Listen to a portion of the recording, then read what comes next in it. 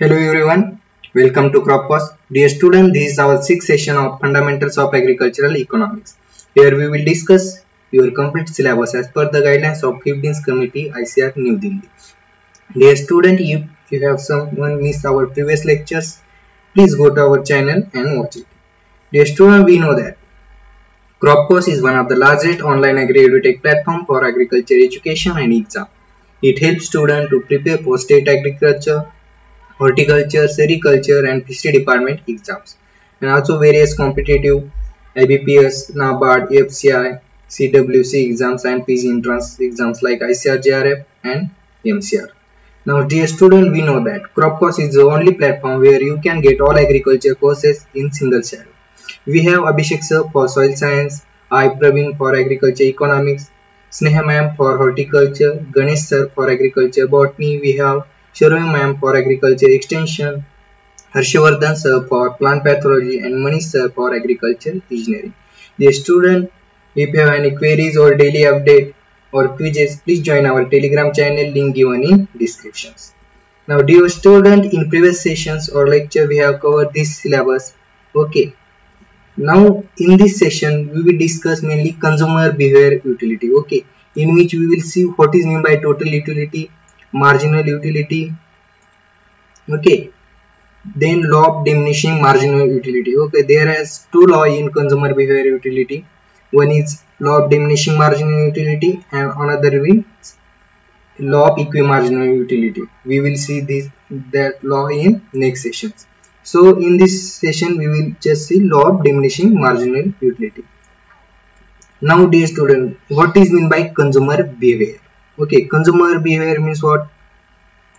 Consumer behavior is to achieve maximum level of satisfaction of by spending his income. Consumer behavior क्या है? Maximum जो हम spending करते हैं income. Okay, हम किस तरह से हमारा पैसा खर्च करते हैं ताकि हमें satisfaction मिले, इसको हम क्या कहते हैं? Consumer behavior. Consumer wants to maximize its utility. Consumer को क्या चाहिए कि वो किस तरह से उसकी utility maximize करे, किस तरह की वो जो आपकी इनकम है उसको किस तरह से स्पेंडिंग करे कि ताकि उसको मैक्सिमम सेटिस्फेक्शन मिले. लगभग देखो, वन कमोडिटी के लिए स्टडी किया जाता है टू और मोर देन टू कमोडिटी के लिए स्टडी चाहिए. जो वन कमोडिटी के लिए स्टडी किया जाता है वो law of diminishing marginal utility के अंदर स्टडी करते हैं, और जो टू और मोर देन कमोडिटी के लिए अगर हम स्टडी करें तो वो law of equi marginal utility में आता है. सो हम इस सेशन में वन कमोडिटी के लिए स्टडी करेंगे. So law of diminishing marginal utility study करेंगे. So before we know that what is mean by utility. Utility क्या है? ओके, हमें पता है, we have seen in previous sessions what is mean by utility. Utility is want satisfying power और consumers. Utility of good is a satisfaction और pleasure one gets from consuming it. Okay, utility क्या है हमने पढ़ा है. So utility is want satisfying power of consumers.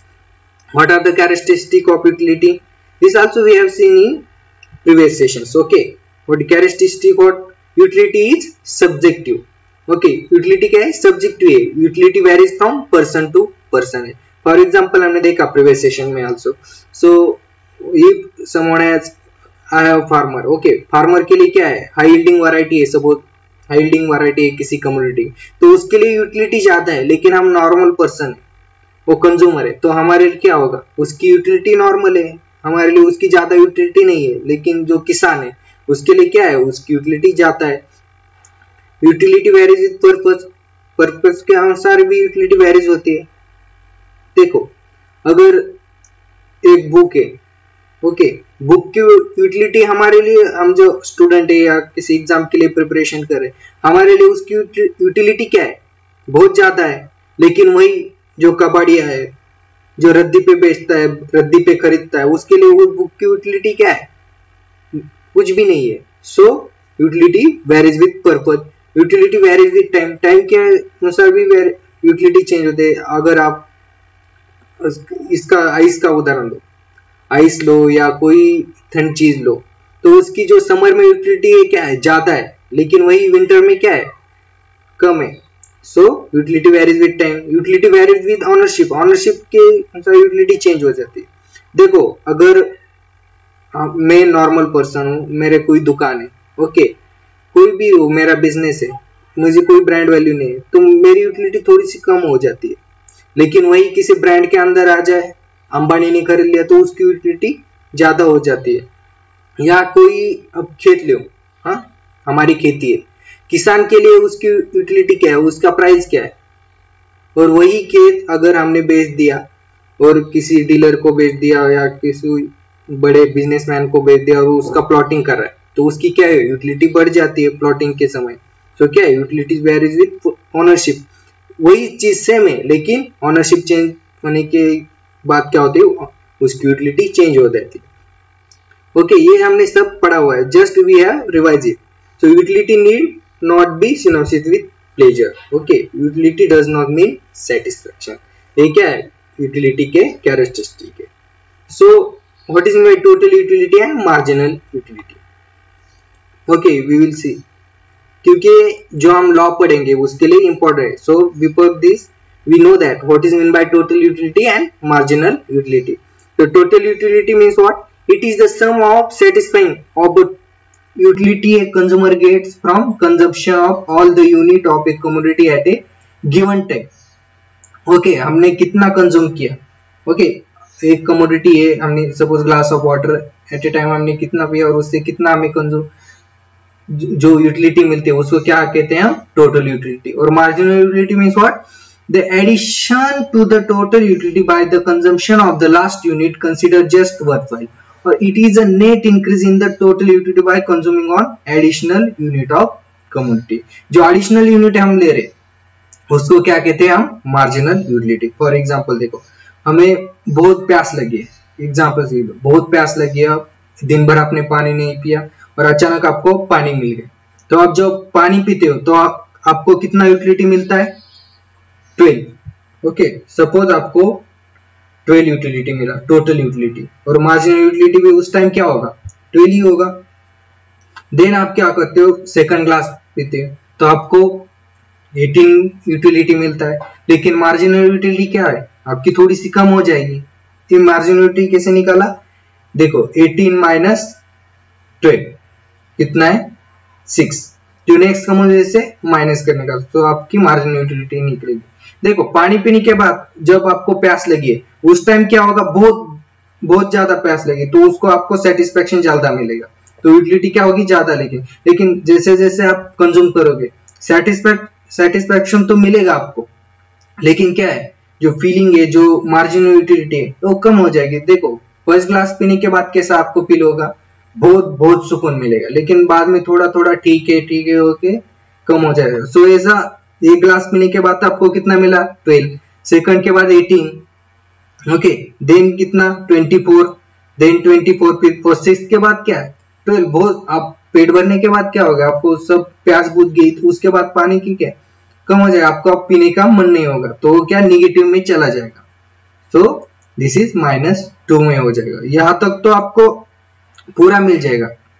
कब, जब marginal utility आपकी खत्म हो जाएगी, तो प्यास बुझ जाएगी, तो उस टाइम आपका क्या, कितना कंज्यूम किया आपने, टोटल 5 ग्लास कंज्यूम किया, 5 ग्लास की कितनी होगी यूटिलिटी, 24 यूटिलिटी होगी। लेकिन मार्जिनल यूटिलिटी क्या होगी, जो, क्योंकि इसके बाद आपको पानी पीने का मन नहीं करेगा, लेकिन आप अगर आपने पिया तो क्या है, कुछ आपको परेशानी हो सकती है, उल्टी भी हो सकती है, तो ये क्या है, निगेटिव हो जाएगा।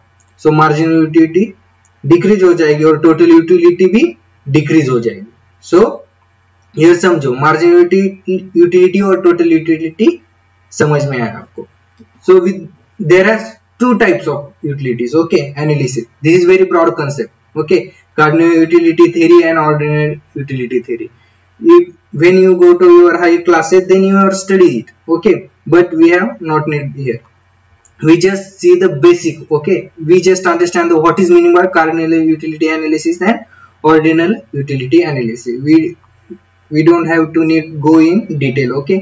So cardinal utility analysis given by Alfred Marshall, and ordinal utility analysis given by J.R. Hicks and R.G.D. Allen. What happened in this is major difference between cardinal utility analysis and ordinal utility analysis is utility can be measured in imaginary units that are called utils. Okay, cardinal utility analysis में हम क्या करते हैं, utility major करते हैं, लेकिन ordinal utility analysis के according utility can not be measure but compared as rank. Law इसमें कौन कौन से आते हैं हम पढ़ते हैं, law of diminishing marginal utility और law of equi marginal utility इस कार्डिनल यूटिलिटी एनालिसिस के बेस पे। मतलब क्या है कि इसमें हम यूटिलिटी मेजर कर सकते हैं, और ऑर्डिनल यूटिलिटी एनालिसिस में क्या है, इंडिफरेंस कर्व एनालिसिस। ओके, समझ में आया कार्डिनल यूटिलिटी एनालिसिस और ordinal utility analysis. Now we will see what is meant by law of diminishing marginal utility. Okay, it is a basic law of economics also called. Okay, the law of diminishing marginal utility is generalizations drawn from the characteristic of human wants. H.S. Gosen was the first to formulate this law in 1854. First time किसने दिया था, 1854 को H.S. Gaussian है जो scientist, उन्होंने ये law दिया था, इसलिए उसको गोसेन फर्स्ट लॉ भी कहा जाता है।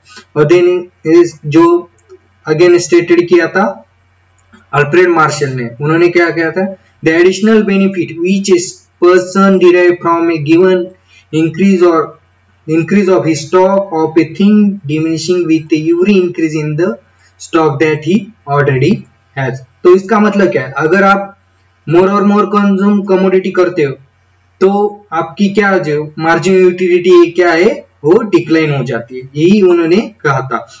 इन other word the law simply state that other thing being equal the marginal utility derived from successive units of a given commodity goes on decreasing. Hence the more we have of a thing the less we want of it because every successive unit give less and less satisfaction. So what are the assumptions of, देखो law तो कौन सा भी economics का law वो पूरी तरह से ट्रू नहीं होता, उसके लिए कुछ तो assumptions रहते हैं। So we will see what are the assumption of this law. There should be a single commodity with a homogeneous unit wanted by an individual consumer. देखो मैंने कहा क्या था, इसमें क्या है, हम सिंगल कमोडिटी होनी चाहिए, बस आपको जो पानी आपको प्यास लगी है तो वहां सब पानी होना चाहिए, उसके साथ कोई कोल्ड ड्रिंक नहीं होनी चाहिए, तभी हम ये लॉ अप्लाई कर सकते हैं, बस सिंगल कमोडिटी के लिए। There should not be any change in the taste, habit, custom, passion and income of the consumer. देखो पानी अगर आप एक ही वाटर घर का पानी पी रहे हो तो घर का ही पानी होना चाहिए, नहीं तो वो ठंड नहीं होना चाहिए, नॉर्मल पानी होना चाहिए, वो चेंज नहीं होना है। नहीं तो अगर आप बिस्लरी पी रहे हो तो बस बिस्लरी का ही पानी पीना चाहिए, आप वो चेंज नहीं कर सकते। दोनों के बीच में जो पानी मिला है वो कंटिन्यू करना है, तभी आपको क्या मिलेगा, उसको वो लॉ अप्लाई हो जाएगा। नहीं तो आप देखो समर में हो, आपको नॉर्मल पानी मिला और बीच में ठंड पानी मिला तो फिर आपको ज्यादा पानी पीने की इच्छा हो जाएगी, तो वो क्या हो गया, यूटिलिटी चेंज हो जाएगी। So there should not be any change in taste, habit, custom और passion and income of the consumer. Then there should be continuity in the consumption of the commodity. अगर आपने पानी पिया तो वो कंटिन्यू पीना है, आप उसमें गैप नहीं ले सकते। देखो 1 घंटे के बाद फिर से पानी पीने के लिए आप गए तो क्या होगा, यूटिलिटी बढ़ जाएगी। So there should be continue in the consumption of the commodity. Unit of the commodity should be a suitable size. Okay, suitable size का होना चाहिए, आप उसको मेजर कर सकते हो ग्लास में। Price of the different units of the commodity and of the substitute of the commodity should be remain the same. Okay, उसकी जो प्राइस है अगर कौन सी भी कमोडिटी वो सेम होनी चाहिए। The commodity should be divisible. Okay, आप उसको अच्छी तरह से क्या बोलते हैं, हम उसको डिविजिबल कर सकते हैं, पढ़ सकते हैं, उसको मेजर कर सकते हैं। उसके लिए क्या होना चाहिए, वो commodity should be divisible. The consumer should be an economic man and who act rationally.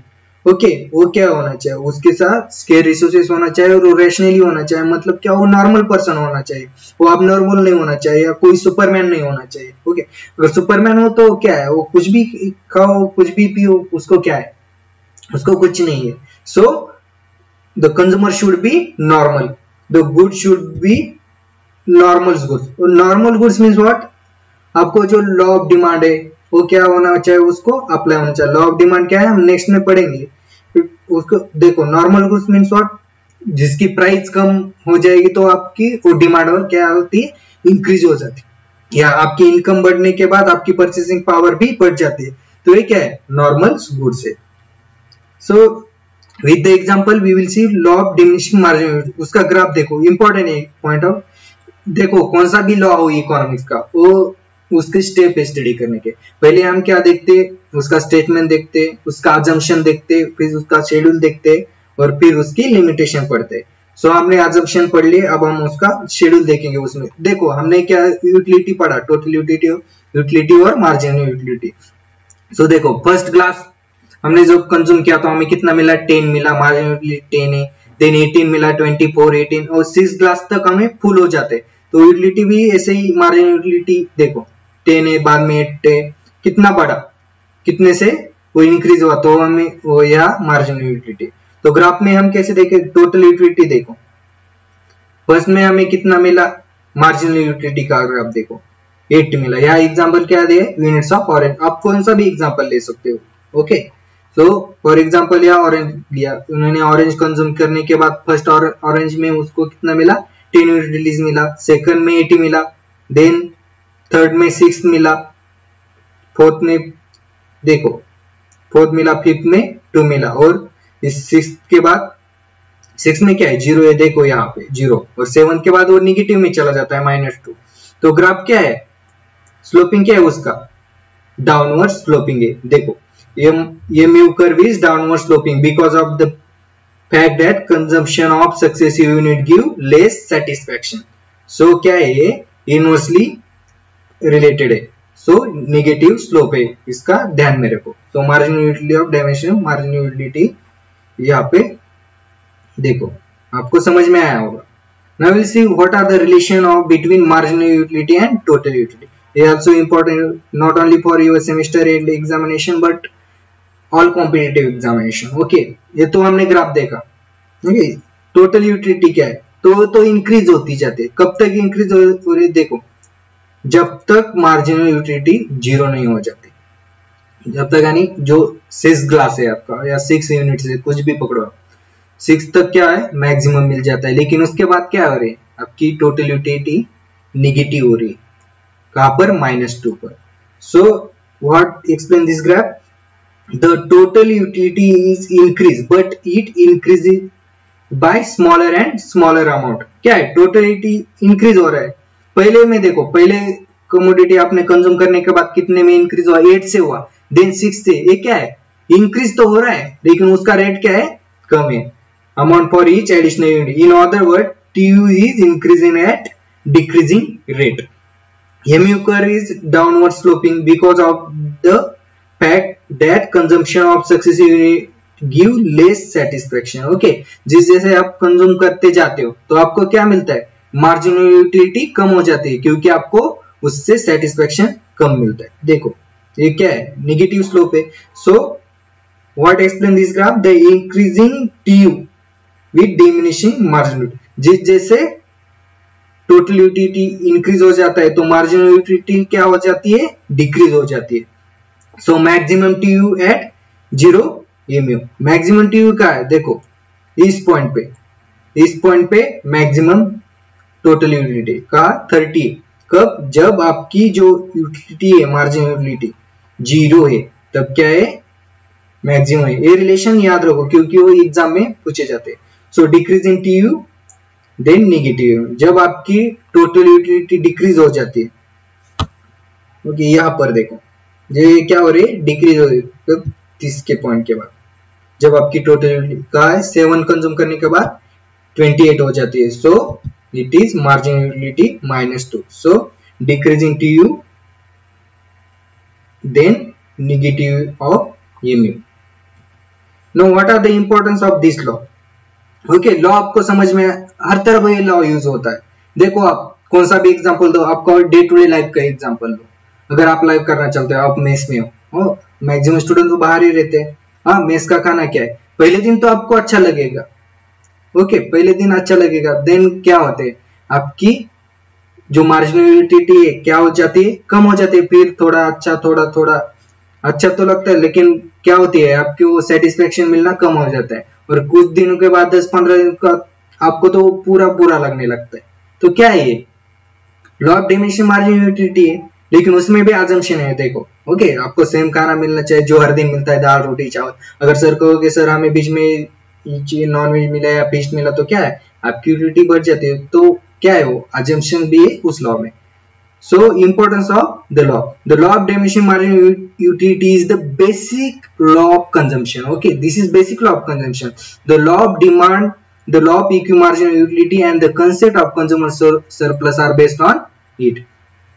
The law help in bringing variety in consumption and production. Okay, हम इससे क्या कर सकते हैं, हम जो consumption और production क्या है उसको help आता है। The law help to explain the phenomena in the value theory that the price of a commodity falls when its supply increase. It is because with the increase in the stock of commodity, its marginal utility diminishing. Okay, अगर आपका stock बढ़ा तो क्या हो जाएगा, of course आपकी जो utility है कम हो जाएगी। So this law help to explain the phenomenon, the value theory that the price of commodity falls when its supply increase. Okay, supply increase, देखो आपके मार्केट में बहुत सारा आपको कुछ भी चीज मिल रही है तो उसकी क्या है, डिमांड कम हो जाती है सप्लाई बढ़ने के बाद। ओके, सप्लाई ज्यादा होने के बाद क्या होगा, ओके डिमांड कम है तो प्राइस भी कम हो जाती है। सो ये कौन सा लॉ एक्सप्लेन करता है, law of demand, law of diminishing marginal utility. The famous diamond water paradox of Smith can be explain the help of this law. Okay, with the help of this law we explain the famous diamond water paradox of Smith. In what he told that the diamond are scarce and hence possess high marginal utility and hence higher price. Okay, उन्होंने इस law के help से क्या explain किया कि diamond की price क्यों ज्यादा है। ओके, उसकी मार्जिनल यूटिलिटी ज्यादा है इसलिए क्योंकि वो डायमंड क्या है, स्केर्स है, हमें इजीली अवेलेबल नहीं होता, वो बहुत ही स्केर्स चीज है, इसलिए क्या है उसकी मार्जिनल यूटिलिटी ज्यादा है और हेंस इसकी प्राइस भी ज्यादा है। On the other hand water is relatively abundant mix abundant, okay, because of which it poses low marginal utility and low price even though its utility is high. उन्होंने यही explain किया जो उनकी theory थी, उन्होंने एक्सप्लेन किया था diamond की प्राइस क्यों ज्यादा है और वाटर की प्राइस क्यों नहीं।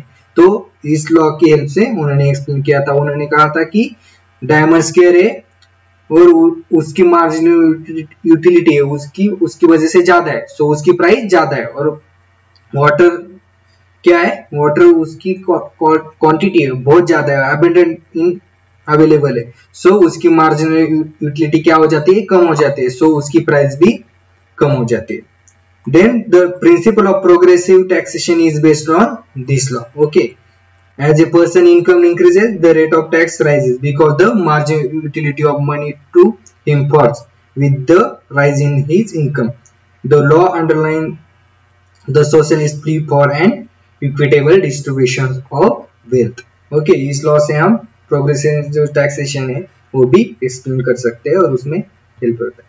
So there are some exception also this law. Okay, हमें पता है हर तरह लॉ यूज भी नहीं होता, कहाँ पर यूज नहीं होता, just we see some exceptions. Okay, hobbies, okay, in case of certain hobbies like stamp collection और old coin, every additional unit give more pleasure.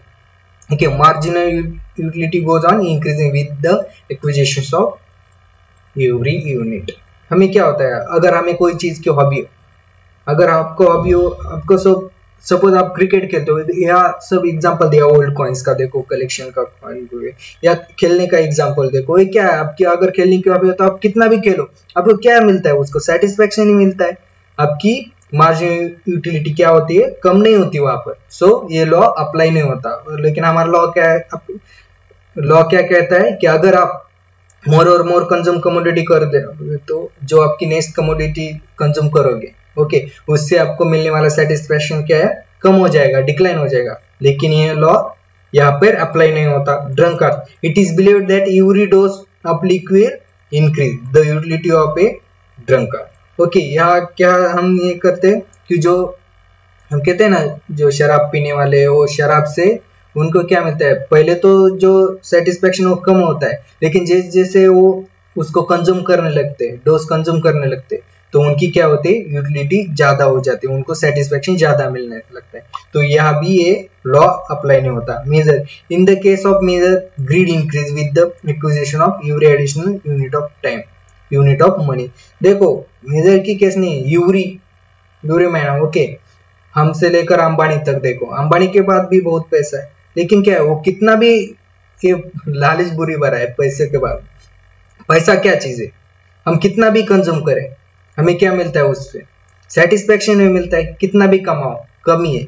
सो जो इनकम है, जो एडिशनल यूनिट ऑफ मनी है, हम कितना भी कंज्यूम, यहाँ भी ये लॉ अप्लाई नहीं होता।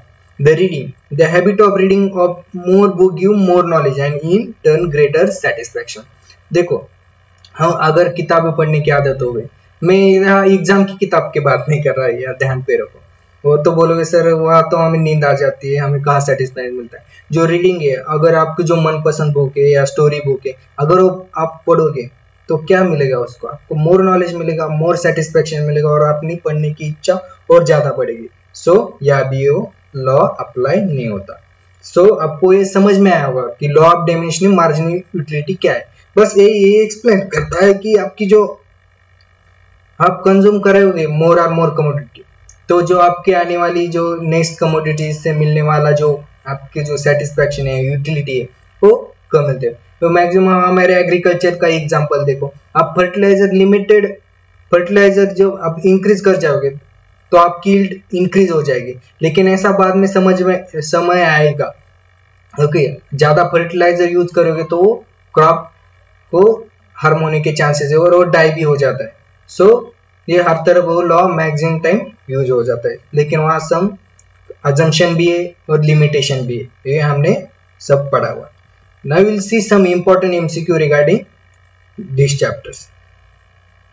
Okay, first one mean according to cardinal approach of analysis the consumer behaviour. Okay, हमने पढ़ा कार्डिनल अप्रोच में क्या है, यूटिलिटी मेजरेबल है, और ऑर्डिनल में क्या है, utility not measurable but can be rank. So correct answer is, देखो फर्स्ट ऑप्शन क्या है, यूटिलिटी इज नॉट मेजरेबल, ये तो नहीं है, utility is measurable. So correct answer is B. The according to ordinal approach of analysing the consumer behaviour, ordinal में क्या होता है, utility is not measurable. So correct answer is A. Which of the following represent the right expression of MU of nth unit? Okay, just mathematical term में दिया हुआ है। So total utility, marginal utility क्या है, total utility जो हम consume कर देने उससे -1 किया जाता है। सो उसका करेक्ट आंसर क्या है, ये TU of n-1 unit. Now in this marginal utility of a commodity is the utility derived from, marginal utility कहाँ से derived है, हमने पढ़ा है डेफिनेशन में है आपके, जो आपकी जो एडिशनल यूनिट है उससे हम मार्जिनल यूटिलिटी कहा जाता है। So correct answer is C, additional. In the process of consumption the consumer stop purchasing the commodity at the point where, देखो यहाँ एग्जांपल में क्या पूछा है, इसको आपके सवाल क्या है कि आप कब कंज्यूम करना या परचेसिंग करना स्टॉप करते हो commodity. Then marginal utility greater than price, okay, marginal utility ज्यादा मिल रही है प्राइस से तो हम क्या है, ये तो परचेस करेंगे। Marginal utility less than price, यहाँ तो हम लॉस में जा रहे हैं, देखो तो यहाँ हम स्टॉप नहीं कर रहे, हम स्टॉप होने के बाद भी क्या हो रहा है, इंडिकेशन मिलने के बाद भी हम परचेस कर रहे हैं, तो हमें क्या इधर लॉस मिल रहा है। हमें क्या पूछ रहा है, स्टॉप कब करोगे। सो तब कब करोगे, the when the marginal utility equal to price. So correct answer is C. Utility of first unit of commodity is called, जो फर्स्ट यूनिट है आपको उसको क्या कहा जाता है, initial utility. So correct answer is B. Then according to law of dimension marginal utility the consumer derive maximum satisfaction when total utility, कब मिलेगा आपको सेटिस्फेक्शन मैक्सिमम, टोटल यूटिलिटी जब मैक्सिमम हो जाएगी तब आपको पूरा सेटिस्फेक्शन मिलेगा। देखो आप पानी पी रहे हो, आपको फुल सेटिस्फेक्शन कब मिला, जब आपको पूरी टोटल यूटिलिटी क्या हो, मैक्सिमम हो जाएगी तब। सो करेक्ट आंसर इज ये। Then which of the following statement is correct? Okay, देखो मार्जिनल यूटिलिटी इंडिकेट प्राइस, सही है, मार्जिनल यूटिलिटी क्या है, प्राइस इंडिकेट करता है लेकिन डिटरमाइन नहीं करता, ध्यान में रखो, हम उसको इंडिकेट कर सकते लेकिन डिटरमाइन नहीं कर सकते। Price major marginal utility, okay this also correct. Marginal utility does not determine price, ये भी करेक्ट है क्योंकि वो डिटरमाइन नहीं कर सकता। सो correct answer is D, all the above. The principle of taxation is based on, okay हमने पढ़ा है कि वो क्या आ जाता है, law of diminishing marginal utility, progression of taxation. So dear student, this is all about today. If you have any queries or doubt regarding today's session, please put on comment section. And if you have required more quizzes and daily study material, please join our Telegram channel, link given in description. Thank you. Have a nice day.